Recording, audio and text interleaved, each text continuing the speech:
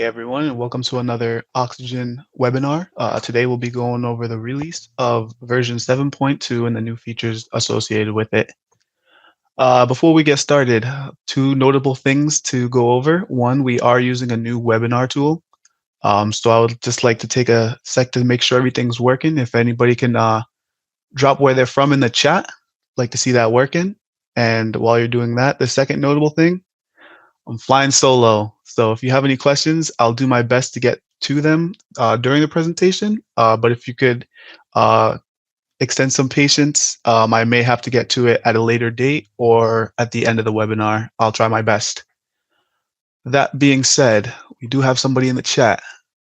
We got a couple people from Rhode Island. Let's go. All right, getting into it. The 7.2 release comes with a number of new features. We're going to be going over the power improvements. With that comes with the flicker aggregation time, the efficiency for multiple DC groups, and harmonic table improvements.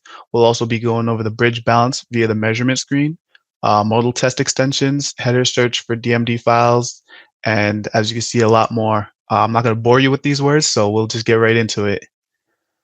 The first thing, with the power improvements, we do have the minimum aggregation time for PST and PLT reduced to 1 second in the Flickr. Beforehand, it used to be set for 1 minute. And the efficiency for multiple DC groups, we now have up to 6 DC groups supported for efficiency analysis, and the output channels for them as well. You'll have the power, voltage, and current for your total channels, as well as your individual group channels.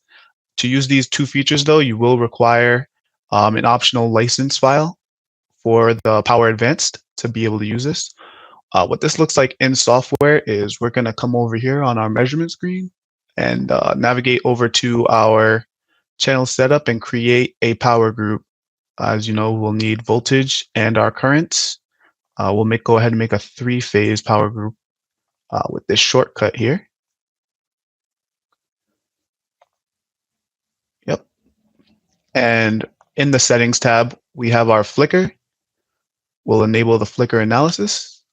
And as you can see, aggregation time for PST and PLT is right over here. So we'll go ahead and change that to 1 and change the unit of measurement to seconds. Going back to the this advanced settings, will also enable our harmonics so that we'll be able to see our inner harmonics as well. And for efficiency, we'll enable the DC power analysis and click the plus button. And as you can see, we can add up to 6. I'll just add 1 for now. I'll grab my voltage and my current. And as you can see, we have our first group right there. Once all that's settled, we'll bring down this drop-down menu, and we have our efficiencies as well as our DC power, voltage, and current. Once we have our power group, we'll just drag that on out onto the measurement screen and resize that. Turn off build mode. And we have our harmonics and inner harmonics. And if we come over here, we'll be able to change our font size, alignment from right, left, center, and harmonics per column, as shown right over here. To show frequencies, you'll change the harmonics tab to inner harmonics or both. And after that, you should be good.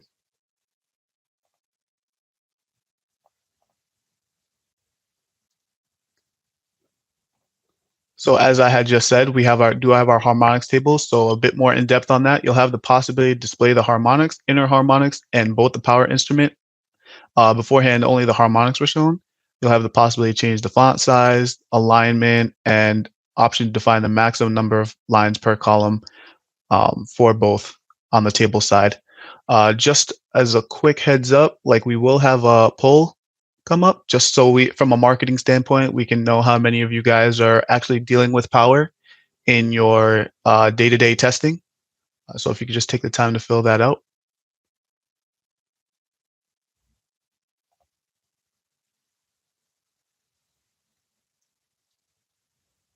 And we'll move right into the next thing. The next feature we have is the bridge balance via the screen. You have the possibility to balance the bridge sensors with the measurement screen by using the control instrument.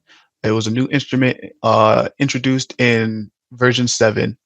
New control type will be bridge balance, and this action is applied to all channels set to the bridge mode, and it's only applicable in live mode.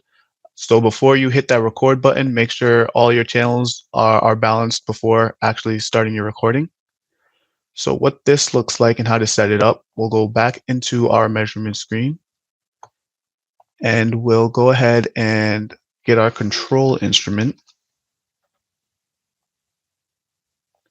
Drop that there, resize, and come over to the instrument properties where we have our control type set from bridge balance to shunt or vice versa. And before you hit record, just go ahead and hit that balance button.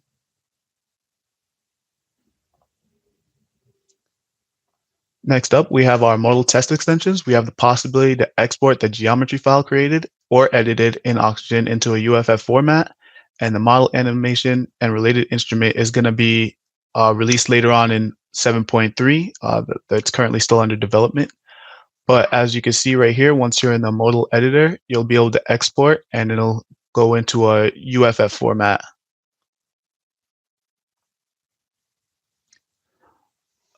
Another good feature that we've implemented is the possibility to search for DMD files based on header information.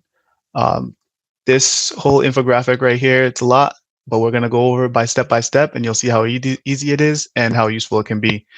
First up, we're going to go to the search files in the open data file pop-up, choose the directory that shall be respected for the search, add one or several header types in respect of header value for the search, connect several headers by or, and select one or more files to open. What this looks like is we'll again come into the software, open a data file, the search files button right over here on the bottom left, and we'll be searching through folders. If you need to add more folders, you could just come over here and hit configure, and you'd be able to browse. And then once you have all the folders applied, you'll hit apply, and it'll come back and show you all the different data files that you have. We'll start by starting to select some header info. So I'll have a test file with a value of 2. And that's about it for that one. I think I have another.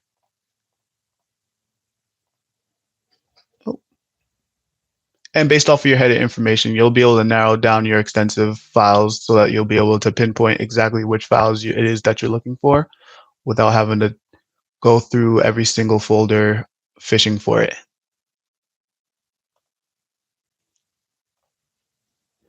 Next feature we have is the possibility to import data from D7D and DXD files natively. This is going to be supported in play mode, so you can't be in live or recording mode. It's going to be playing back a data file. And the data can be shifted by relative time and absolute time, and the supported channels are synchronous and asynchronous time domains. To import those files, again, we're going to have to be in play mode, so I'll go ahead and open a data file. All right, we're in play mode, so we'll come over into our channel setup, come over to the add channel, and under the data input, you'll be able to see DXD import. You'll browse to the selected file and set the offset type and select the name of it and click add, and that'll import your data.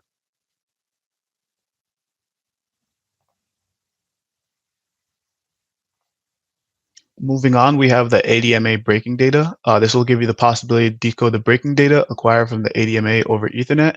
This will require an additional license option, and this is used for break tests in the automotive industry.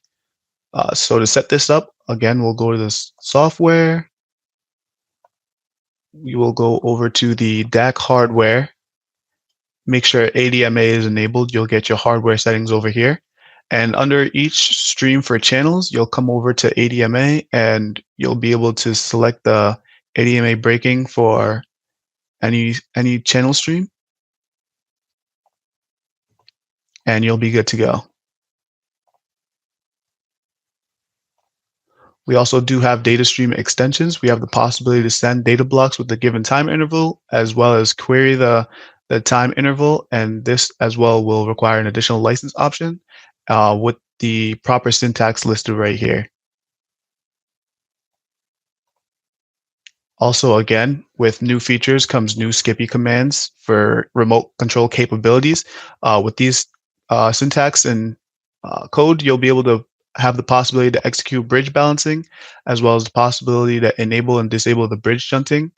And as this extensive list of commands keeps growing, if you do need to look up for a certain function, you can take a look at the SCPI technical reference manual for detailed command set. They'll be all listed there on the proper syntax, what it does, and how to execute that command. Last but not least, we have a couple of miscellaneous updates for usability, user-friendly stuff. We have up to 128 input channels for the min and max for the formulas, whereas before you'd be able to use 2. You can use this to monitor the global minimum and maximum of several channels. For example, for temperature testing or battery voltage monitoring, you'll get a notification when you copy information to clipboard for instrument data and an optional rearm level for Windows in and out triggers. What these look like will be, we'll come back into the software, eject so we can go back to live mode.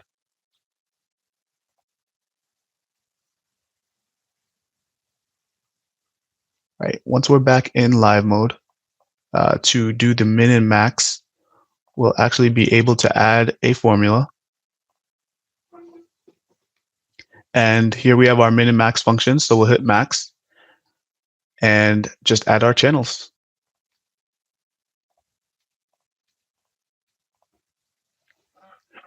And as you can see, it's going to be able to show you the maximum values of your channels at any given moment. And since this is behaving as a regular channel now, you will be able to go ahead and just drag it onto the screen, and it'll be able to show you that information right there. As for the copy to clipboard, as you can see, I'll hit Control C for copy, and you get the one instrument copy to clipboard. And for the rearm level, we'll add our event, window in and out.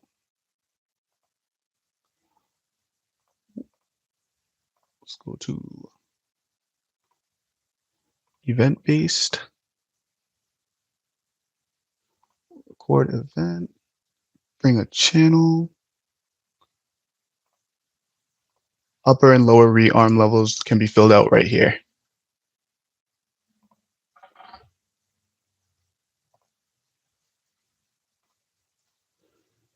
So bug fixes.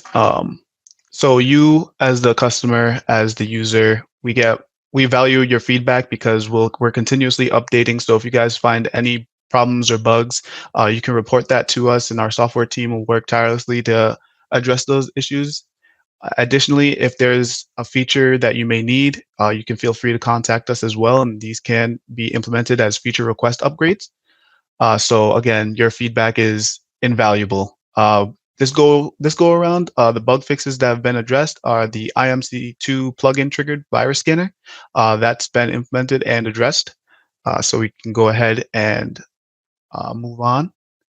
So with the next, we have the Tryon 7.2 PPS output. The PPS output is going to be via the chassis controller and must be configured in the sync setup. The PPS signal is available on the aux output of the digital I/O connector. This looks like it will be on pin 24, and the rising edge at a full second with a 2% duty cycle. To set this up for the sync setup, we'll head into the software, come over to the measurement settings. Under sync setup, you'll be able to see your synchronization output. Under the aux connector, you can go ahead and select PPS, and that'll about do it.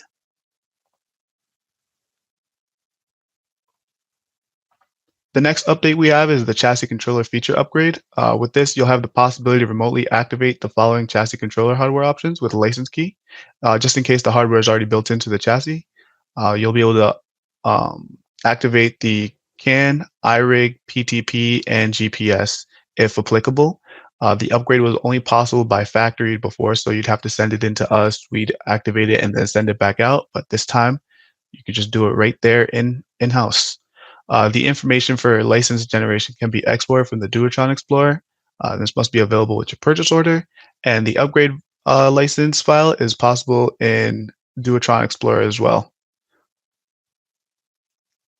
The firmware issues that we've addressed is the errata ID003 and ID004, where the Trion 3 1810M power board had the phase mismatch at low sample rates and the phase mismatch of Trion Power Sub DLV have been addressed and taken care of. And also we have the CAN self-test for the chassis controller, which has been fixed. With that, this will conclude our 7.2 webinar.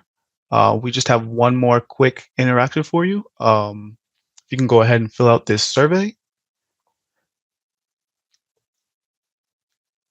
And that being said, we do have our social media. If you would like to give us a follow to stay up to date on the latest and greatest on what's happening in DEWETRON, you can go ahead and scan that QR code to go ahead and follow us. And with that, I bid you adieu and have a good day.